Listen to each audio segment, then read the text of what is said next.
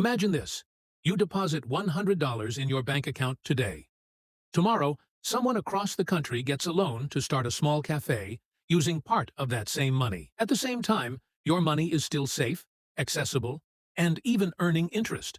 Sounds almost magical, right?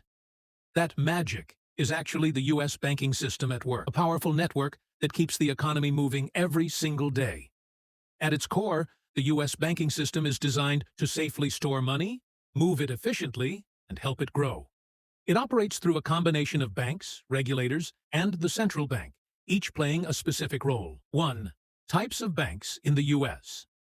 The system begins with commercial banks, such as Chase, Bank of America, and Wells Fargo. These are the banks most people interact with daily.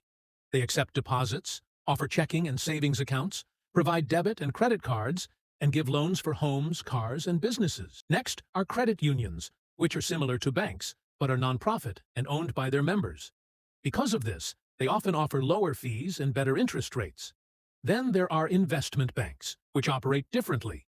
Instead of taking deposits from everyday people, they help companies raise money, manage large investments, and handle complex financial transactions. 2. The role of the Federal Reserve. Sir, the Fed. At the top of the system sits the Federal Reserve, often called the Fed. Think of it as the referee of the financial game.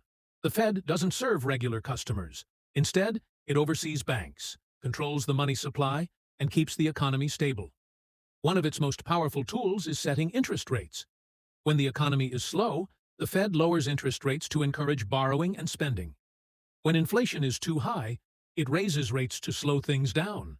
The Fed also acts as a bank for banks, lending money to them in emergencies to prevent financial collapse. 3. How your money moves. When you deposit money in a bank, it doesn't just sit in a vault. Banks keep only a portion of it as reserves and lend the rest to others.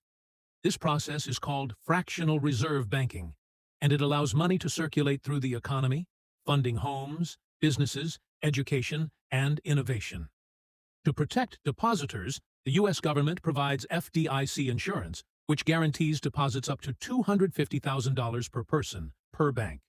This safety net builds trust and prevents panic during economic stress. 4.